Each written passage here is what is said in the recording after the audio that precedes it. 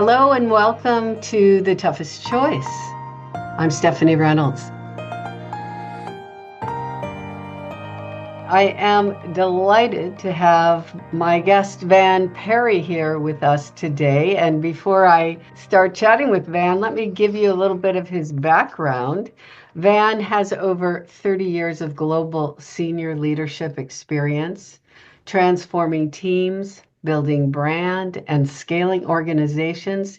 He's held senior leadership roles, including CEO, CMO, CFO, president, also in a range of industry sectors that span travel and outdoor and financial services and sports marketing and real estate, technology, and as well as nonprofit and government. And for the last 5 years, Van has led a national team serving as a vendor to one of the world's largest technology companies and doubled that business while also navigating the pandemic.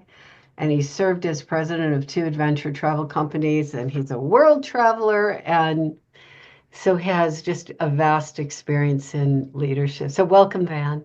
Right. Thank you very much, Stephanie. Thank you so much for that kind introduction. Well, it's only the truth. So, and that's what we're after. That's what we're after here. So again, I've known you, Van. We've had the good fortune of knowing each other for a number of years now, but I don't think I've asked you this question before. And so I'll be so curious to hear what you have to say. What drew you to leadership in the first place? What got you interested in being a leader? Yeah, great question. And I actually reflected a little bit on this prior to our conversation as you're sort of looking back over your book of work and thinking about it. And it it started in high school. And so not that I will carry you through all those years, but it was I was drawn, I had a passion around an endeavor. And at the time, there we lived in North Carolina, and as a high school student, you become enamored with certain things that are like, oh, this has got to change. Well, there was a program that the North Carolina state government was running, and they were selecting two students from every county in the state to go attend a summer leadership program for young students. I wrote an essay, which I'm sure I have no idea what I wrote, but I felt very passionate about it and was selected and came back from that and was enamored with the idea of being a leader. But for me, it was, and it's continued to be the foundation that for to be a leader means you have a calling to do something. And that part of it started at that point in time and has continued throughout my career, where I can honestly say I never lead for myself. And I remember thinking early on that I preferred to lead from behind. I didn't feel comfortable being out front. And my notion was then it morphed into being a coach player and that I'm part of the team. And that's really continued with me throughout my career. And you may laugh at this. In those years, at some point, I decided I wanted to be governor of North Carolina. Gosh. And Is that all? and I truly did think, oh, I wanted to make a difference. And so, as I Wow. moved through graduate school or undergrad, and then ultimately graduate school, moved away from the politics, but I did start out in city government. So it was always a calling around. I never wanted to be a leader for a leader's sake. I actually don't like telling people what to do, but for me, it's the mission, and it's the Mm. mission of what you're trying to accomplish. What you're trying to accomplish. Oh, that's great to hear. And I I'm not surprised about that mission-driven orientation that you have, though I didn't know that you were interested in running for political office. That's very interesting knowing. And so it seems like you're very mission-driven, very purpose-driven is what I'm hearing. And so I'm going to ask you questions as I do in these conversations about, how you operate. And then also, like, what's been hardest, what's worked well, and ultimately, what are those really tough choices you've bumped up against in your career that you had to dig deep in order to be able to deal with, overcome, move forward. So let's start with your philosophy. And so I heard you say player coach. I heard you say part of the team. Uh, what would you say your leadership philosophy is when you have a mission, when you have a purpose? How do you think about your leadership? I think, Stephanie, for me, it comes back to focusing on two things. One being, what is the ultimate goal? Sort of what, and I guess Simon Sinek made it very popular around what's your why. And I do, that does resonate with me from both a personal level, but also from at an organization level and a, team and organization. And so starting with why are you doing this? What do you hope to achieve? What are you going to do differently, or what is that going to bring new and better to the world? The second part is it for me, it's always respect the team and the individuals on the team. Because as a leader, there's no such thing as a leader without followers or teammates. And in that sense, I've always felt like, and hopefully have demonstrated this with my teams, is that the team wins first, and then yes, there is a nice blowback on the leader, but it's not for the leader's sake, at least in my book. Now, that doesn't mean that you aren't pushing and driving and moving forward, but it's always about enabling the team to win. And I honestly can say that for me, the greatest satisfaction is seeing the team win and succeed. That is my gratification. And it's honestly not lip service because yes, I also admit that, well, if the team does well, the leader's going to do well. So it's a win-win in that sense, but that's not the motivation. I have found over the years in working with so many leaders uh, that those leaders that are really derive a tremendous amount of satisfaction from seeing their teams succeed as teams, as individuals, seem to be those leaders that are able to find their way through these win-win scenarios rather than too bad, win lose. And so there is something about seeing others succeed and knowing that you've had a hand in that. For coaches, we go through that.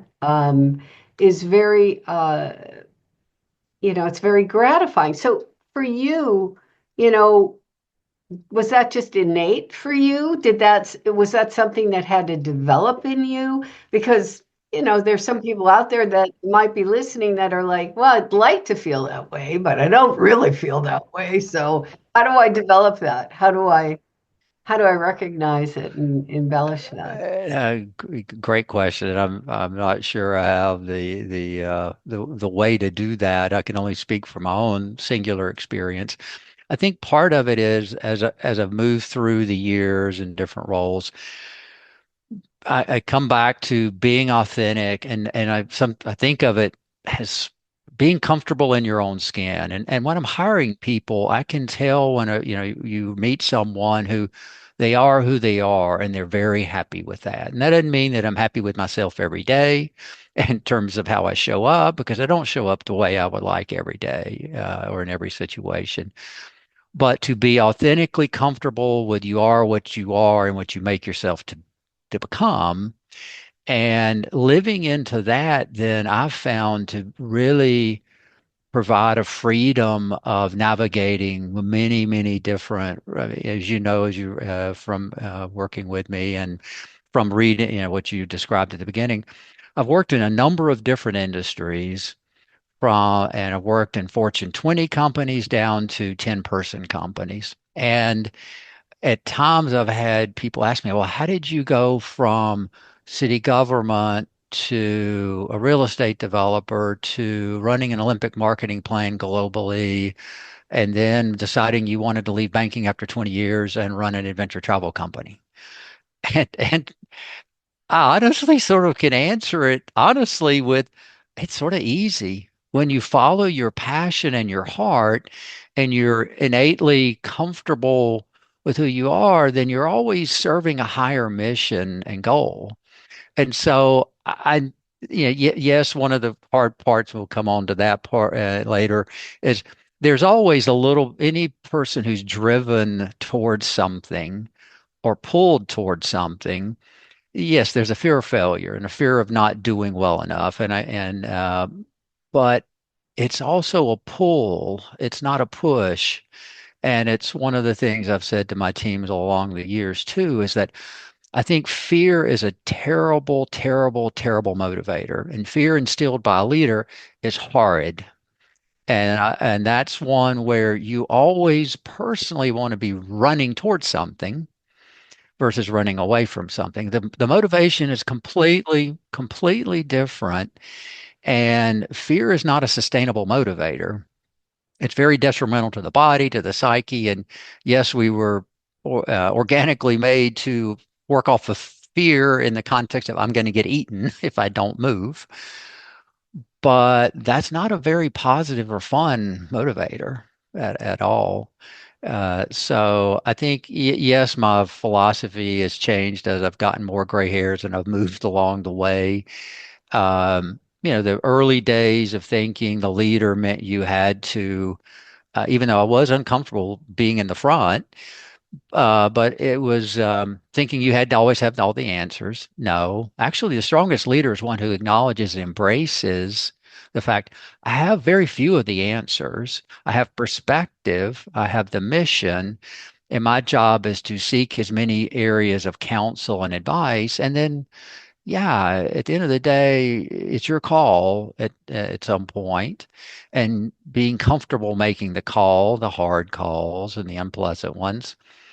But it's the fact that I embrace the fact that I'm not the smartest person in the room, and that's why I go seek various people's opinions, but truly understanding, and that's where I think coach player or if resonates with me in that I'm one of the team, and but you're in a different role. Yeah, yeah, and you've touched on so many things. I just want to recap a little bit here because I think there's a few themes in here that are so much who you are, but also that those keys we're talking about how people can embrace getting, making sure the team becomes successful and therefore the organization, the enterprise, and the leader. And one of them I really heard was clearly was, the fear. Don't lead with fear because fear is not a happy, easy, fun, or like sustainable motivator. And I think a lot of organizations do lead with fear. A lot of leaders do because that's what they've learned or that's what they believe is the shortest distance between 2 points. So first and foremost, to lead with possibility is what I think I heard you say. And that then inspires you because it's what you are driving towards, but it also then inspires others, right? It inspires others. So we want inspired followers. And I've been around you long enough, sat in enough meetings with enough of your folks and interviewed them separately from you to know that you don't just talk it, you walk it. Everyone who works for you says, "Oh my gosh, I just can't believe what a great leader." And I'm not giving lip service here. I mean it because they have an experience of being seen, about being cared about being driven to reach higher, be better, and yet for a purpose with a goal in mind. So and so I really want to emphasize that. That's huge. And then that philosophy that you hold about the value of each individual. Yeah. That's so powerful and it comes across. It definitely comes across. But it's not about being too nice, right? Mm. No, no, you're absolutely right. And I think that's where it is an interesting combination that you cultivate in this space in that sense of the individual, respect the team, respect the individual, be caring, and it's not I guess it's not an or, but it's an and as a leader, you're called upon your responsibility and you choose it. Nobody's making you be a leader. You choose to take that baton and say, okay, now I have a new responsibility. I have a responsibility to the team, the organization, and ultimately to accomplishing the mission that's whatever has been set forth as the mission.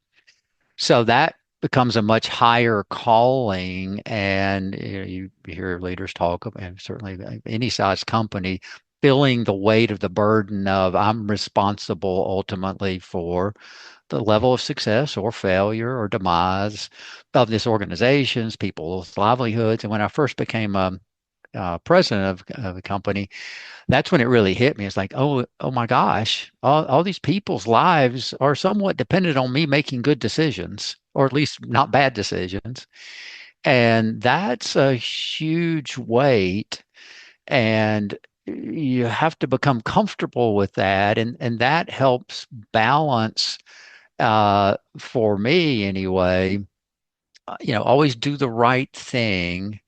Uh, And the right thing being, treating people with that respect and care, but also for the mission. And it doesn't mean an uncaring organization, but it's understanding that, yeah, that also means having to exit people, exit friends that you've hired in business, not from a nepotism standpoint, but people that say, okay, it's not the right role.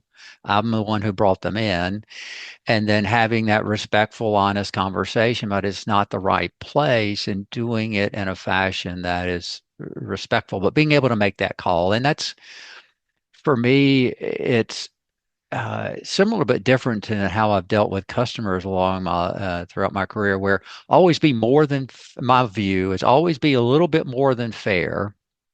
And then that way I can sleep at night, always knowing I gave them more than enough chances. I've helped and tried to equip them, or with a customer where there was a claim for something that, well, actually, you don't, if you don't warrant this kind of response, but I'm going to do that because one, I tried to put myself in your shoes, and also I want to sleep at night knowing I did everything I could to make it fair and equitable. It doesn't mean everybody gets what they want. And so, Nice. Nice. Oh, that's so helpful. It's really helpful to kind of dig in more deeply. So mm, I want to take you even deeper mm, a little bit here. mm, I'd love for you, if you would, to give us an example of a time that you felt you were tremendously successful and when mm, your leadership really was mm, really successful. And I'll mm, ask you mm. about a time where you didn't feel that. Sure, sure. But share a Mm-hmm. leadership success with us. I think it's early on, there, probably been, a handful of them that you'd sort of call out as huge successes. But when I was in banking, there were probably two times where, for me, a great joy comes out of building something and creating something new. So there were two projects that I worked with when I was in banking. One was it was a secret project that they came to me, and this will get onto it. This maybe is more of a philosophy of business or personal development than leadership, but always be willing to say yes if it fits into your value system and you can see that it's going to fit into your framework of where you want to go. So I was approached about a project that the CEO of the bank was operating or getting ready to launch, and by the chief marketing officer of the organization, say, "We think you'd be great to run this project. Are you interested?" And I'm like, well, what is it?"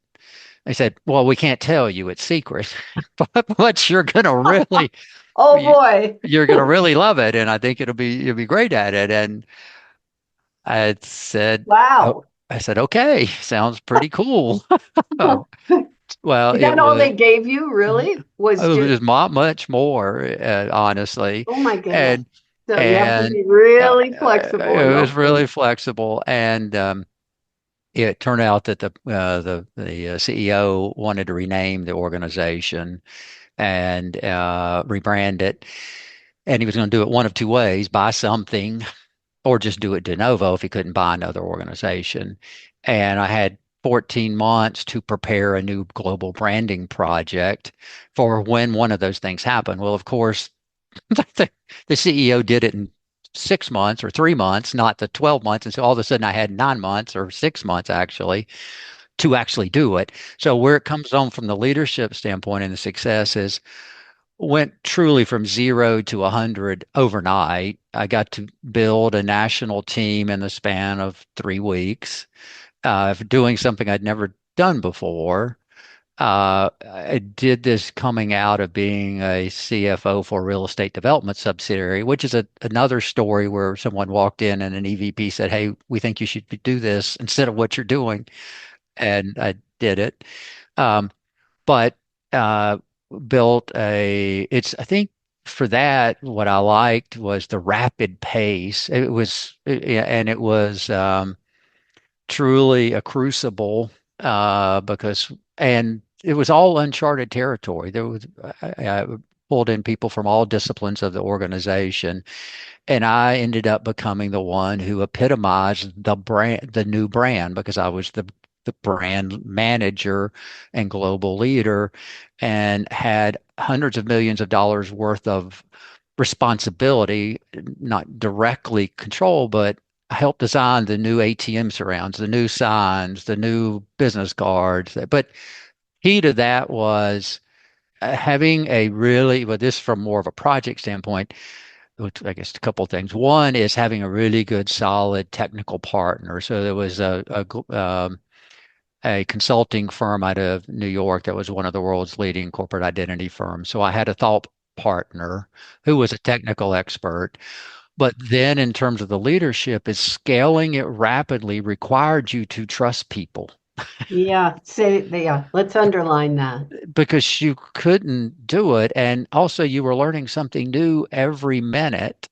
And then my job, I learned, was just to epitomize the energy and ultimate mission to keep it on track, but also I had to create the strategic plan on how can this work, because we had a deadline and there's no way you couldn't physically make all these signs in time to rebrand all the banking centers around the country with the deadline that the and so it was a big chessboard, and you had to learn to be high level. I used to think of it, I'm a sailor, so I used to think of it from a marine environment of looking at a radar scope. And every day I would get up, it's like I got to take the 1 mile sweep of the arm and see what's going to get me today, or what do I have to accomplish today.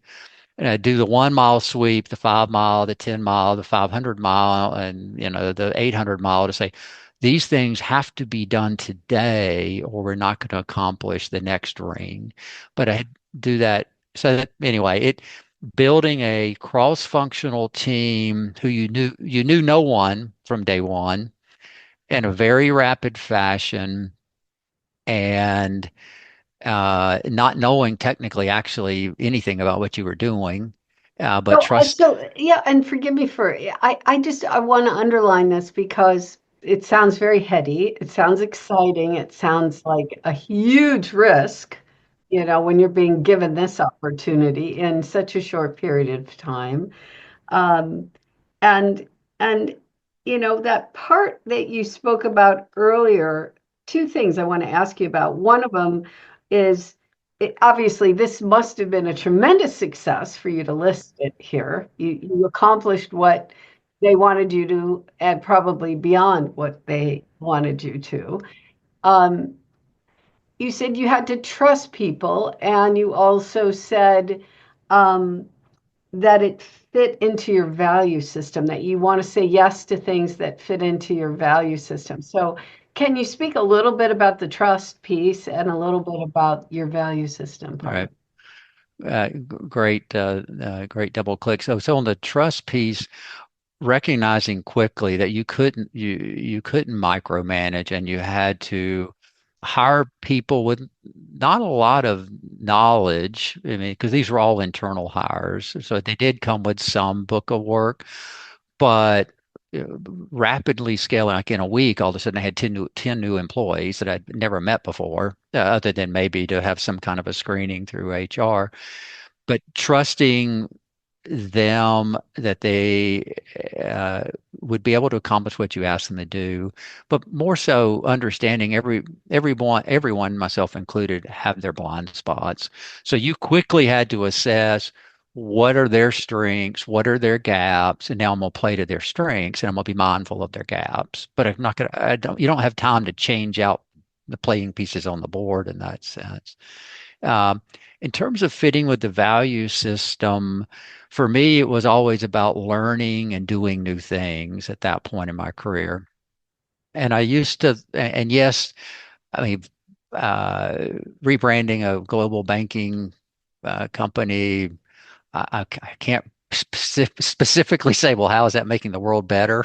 I don't know actually, but it was such a fun and challenge, and so it was more enjoyed the conceiving and building a team. So actually, you make me think of it as like I recount more the fact that I was able to build and move forward a team so quickly. So for me, it was that process.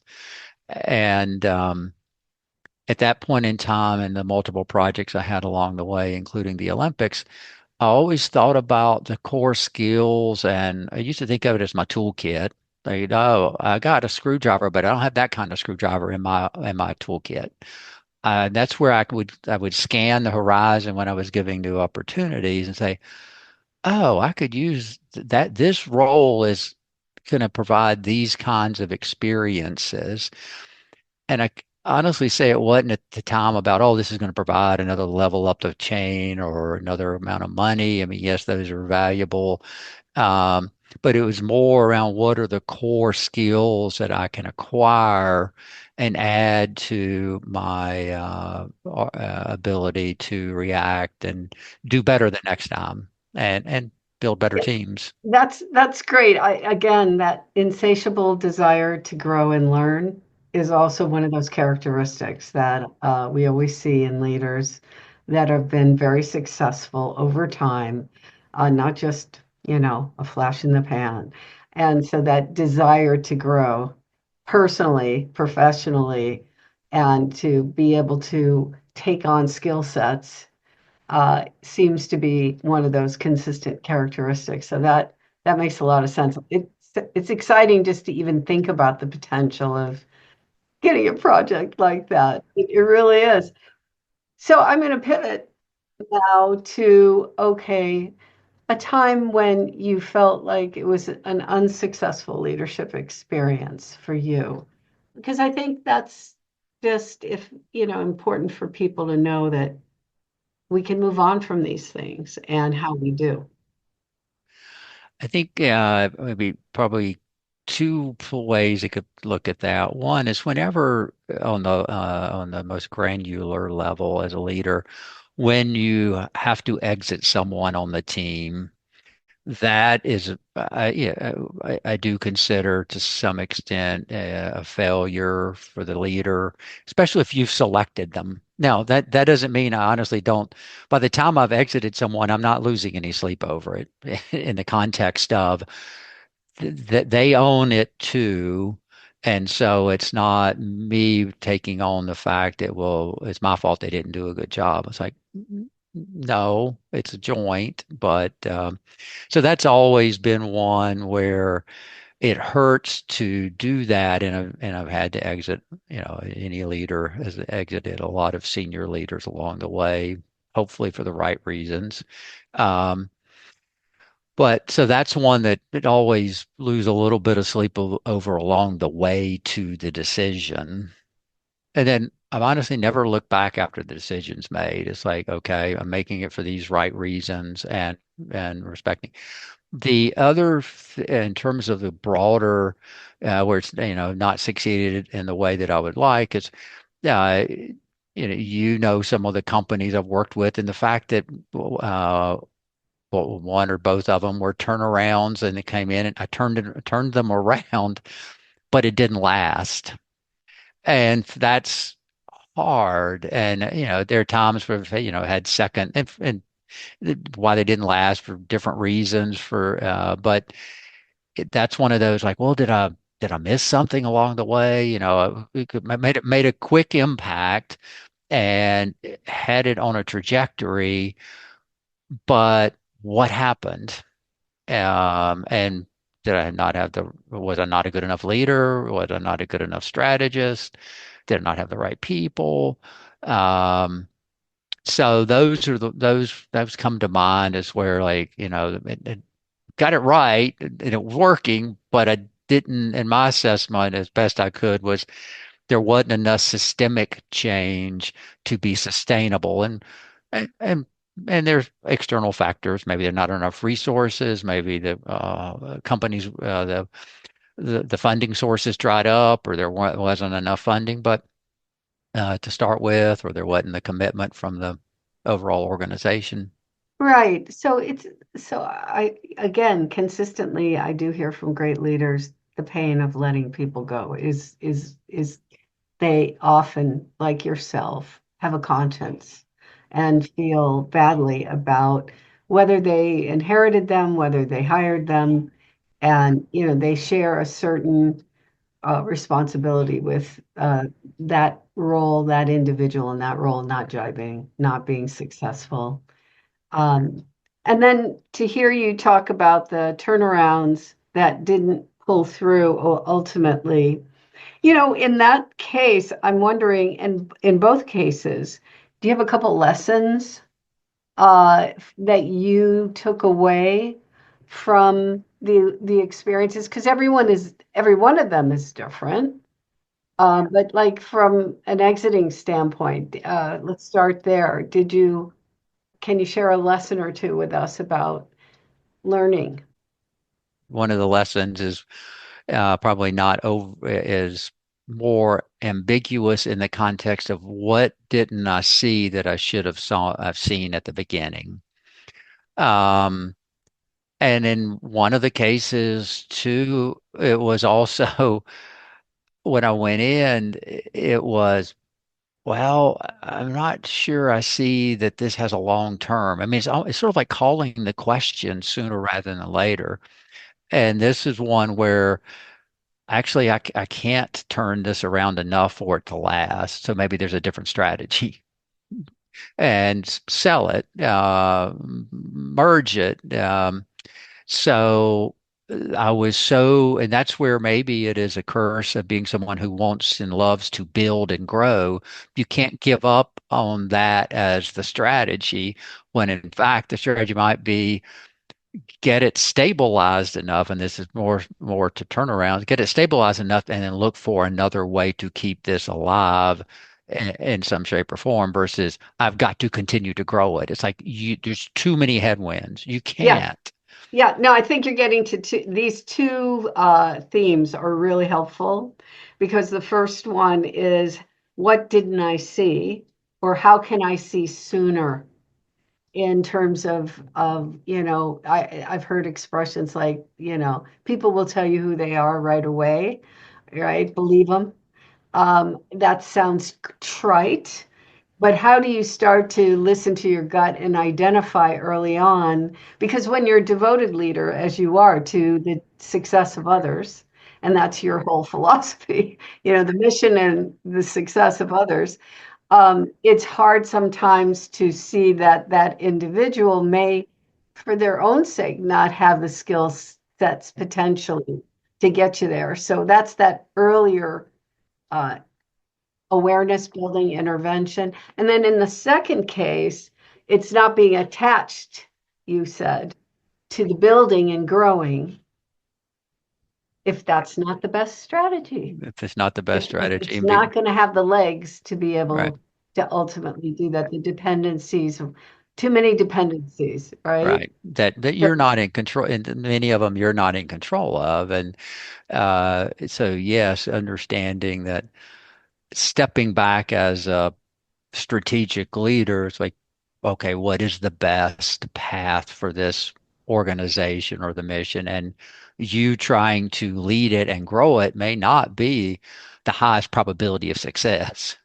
And it is, you touched on it a little bit. What's interesting, and I think this is part of my personality, and I had this conversation actually with one of my direct reports this week, is I'm very analytical, but also very intuitive. And I can make decisions either way. And then sometimes it's in concert. And so being able to sort of maybe it's exercising or emphasizing one or the other in the right situation or in the appropriate situations. Because sometimes, the analytics will give, like, here's the top three options, here's the ROI, or here's the probability of success as you deem it, which is also something to always remember. You're always looking at it through your own lens, which has its strengths and its biases. Um, but then acting from the gut, and I actually had this conversation with someone on my team this week around funny. All of those, while I'm a very analytical person, the Global Olympic marketing sponsorship opportunity that I actually rebranded the bank, same bank twice to new names, and now it's the new Bank of America. Um, I made and then left city government because I read a magazine article one night and said I got to go back to MBA school. I had a master's in public administration, but realized that wasn't the path forward.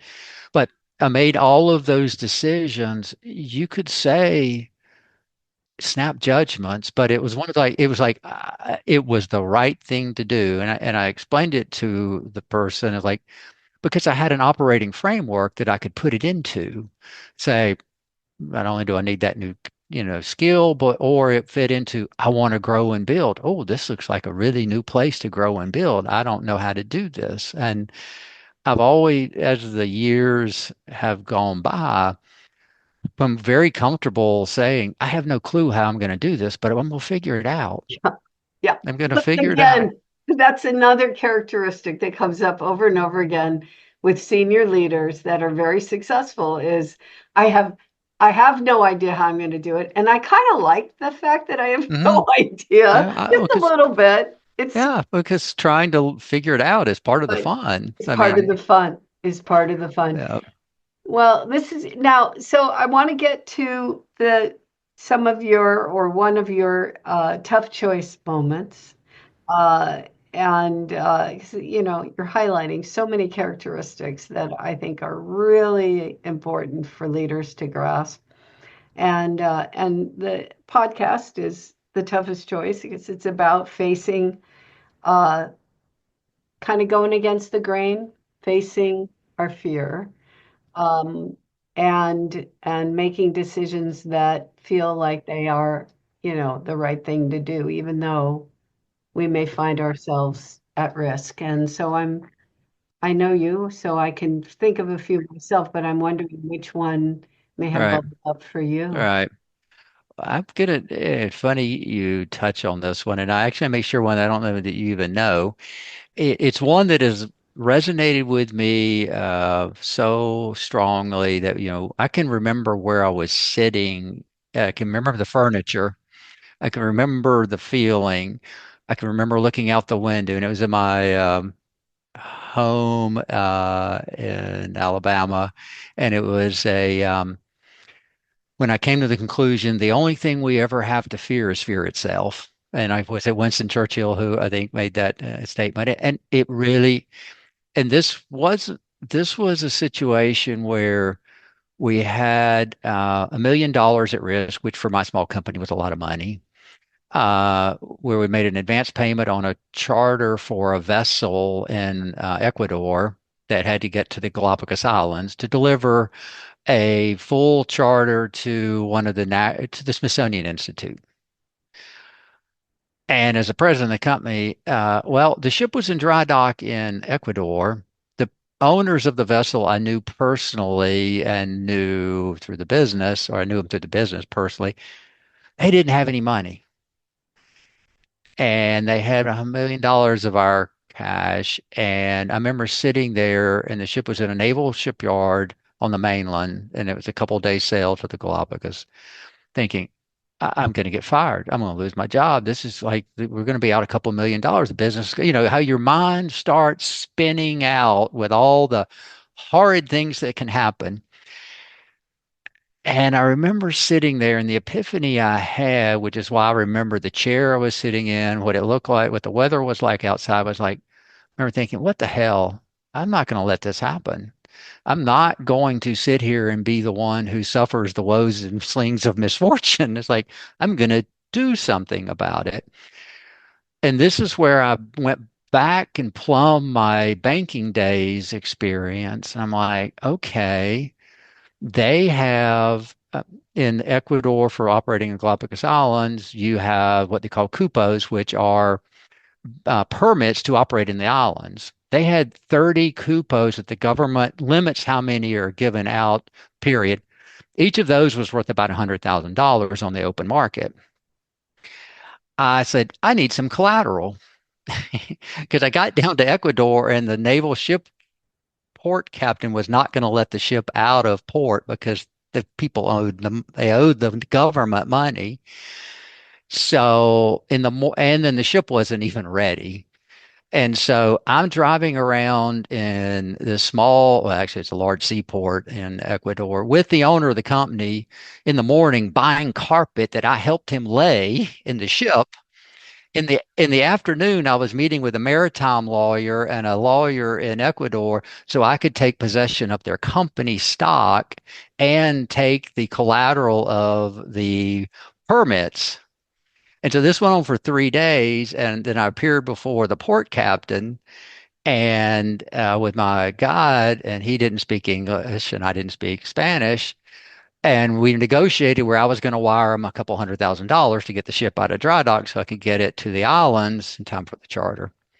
And the port captain looked at my guide and said, well, my guide looked at me and they were talking in Spanish, very animated. And my guide looks at me and says, he said he would never do this for the people that own the ship, but he trusts you that you're going to give him the money. And so he's going to let the ship leave. And then it turns out it was a bank holiday in the US, so I couldn't wire the money that day. So they had to let it go. But I flew back to the US with all the shares of stock in the company as voting shares in a legal document and the certificates for the permit. So I had a couple $1 million worth of collateral in my mind. And I realized coming back from that, it might not have worked, and it would have been really, really detrimental to the company if it hadn't, and I would have taken it as a personal failure. But that's why I truly, at that point, realized you do have agency at some level. There are a lot of things out of your control. And for me, just the satisfaction in that I have a plan. I am acting on it. I'm putting my heart and soul into it. And then if it doesn't work, it doesn't work. And then I'm like, just okay, it didn't work. And that's not failure. And but that's what I've tried to remember throughout the years. Yeah, sorry to interrupt. What I just think so. What I'm hearing, so because the story has a lot of moving parts, what I'm hearing is you did not have leverage around that money that you, right, you had $1 million that you'd already paid, and the company itself down there did not have the means to actually fulfill on what you had paid them for. And because of that, what would, some people, some leaders would basically say, okay, I've got a huge risk here, but there's nothing I can do about it And instead, you thought outside of the box and thought, how can I get leverage for my investment, even though it's after the fact, and went down there yourself and made those relationships work where the government trusted you over the owners of the charter, or I mean the organization you needed for the charter, because you used other ships outside. Right. Yeah, And so and and I just think the other, clarify that. yeah, Yeah, no, great, great clarification or summary. And I you think were the, saying it. Yeah. yeah, but I think the other part of it, Stephanie, that's interesting as to reflect on it is it's also going into that where yes, I was very angry at them and I was very worried, but I didn't let that get in the way of how treated the owners because I went out to dinner and had lunch with them. So in the afternoons, I'm talking to a lawyer about how I'm going to seize their company, and they sort of knew that, but I never belittled. And this is where respecting them as people. And yes, it could be said it was a little bit Machiavellian. It's like I had to keep them engaged in the process because I needed them to do that. But but it wasn't misplaced in that I like them. I like to this day I like them as people. They were terrible business people, but it's that mix of and to your like when you have to exit someone, it's that side of being human, warm, and friendly. But then when it gets down to the brass tacks, it's like I'm going to take control of your company, and it's just how I'm going to do it. But you're going to help. I'm going to go help you lay carpet in the ship and work sweat alongside you, which I did. And so I found that people can, they can uh, react in a positive way, may not be the right completely way to do it, but if you're able to deal with people in that scenario, they will work with you because you're not belittling them, you're not, lashing out. It's like, here's a statement of the facts. You need this, I need this. We're going to work together to get that. And it's not, maybe this is where it's not personal. It's not personal. That was on the tip of my tongue, was it's not personal. And therefore, if you keep you respect the person and you work the problem, Hmm. even in a situation where you're taking over you capture the voting shares of their business, and they now know that, you're kind of in charge here. Um, that's pretty phenomenal. That's like a win-win-win in a way that, and that moment of truth for you where you had to look that fear in the face. And it was a feeling of despair, of anguish, of failure. And Yeah, I remember telling myself, no, I'm not going there.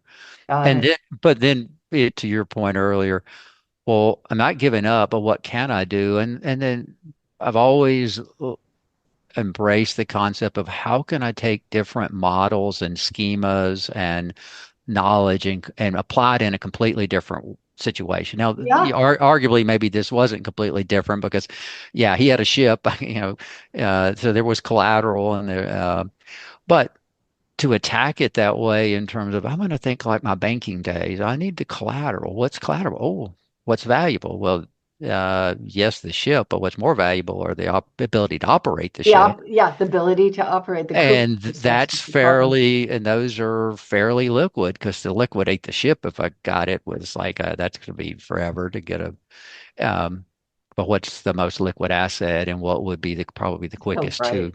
take over? And I didn't have any corporate lawyers to help me conceive that. I conceived it myself, and then I found a lawyer in Ecuador to help execute it. So many layers of experience and, courage to actually, get the idea, figure out how to do it. That's one level, but then actually to get out there and make it work with all those parties. And so that's again, and I know just to come back to your value chain and to what brings you to leadership and why you are the kind of leader that you are, that you have all that expertise, but it's ultimately being able to apply it with individuals successfully that allow you to, forgive the analogy, sail the rough seas and come out on the other end. Well, this is just great examples. I know we're coming up on our time. I just so appreciate you. So appreciate learning more about you. Yeah, the more we talk, the more I learn, and really appreciate the lessons that you've shared Well, here that's with us today. my pleasure, and hopefully there's some lessons. It's more of like can share my journey, and maybe there's some nuggets, or at least some places that can prompt people to think. Because I think as I've gotten later in my career, or as I've moved through, a good friend of mine who gave me good counsel about, what's the the leader is like the captain of the ship in the middle of the storm. Your job isn't to calm the storm. You can't, but to be at peace and calm within storm so you can take your ship and your people with you through it successfully. And I've started thinking about that more also in terms of capturing it in the thought of active patience. You have to work at being patient, which is a bit of an oxymoron. Like, how can you be aggressive and active and be patient? It's like you understand that patience also gives you the ability to step back and look at the full playing field and be introspective. And then, yes, you have to act, but at some point, but being mindful of when and how. These are great lessons, and I think there's a lot of storm out there these days, and people need these insights about how to stay calm, how to be active, stay patient, and do the right thing. And your examples are really helpful in that regard. Well, well, Thank I you. hope so. Thank you so much for Oh, joining thank us. you. It's been a pleasure, Stephanie.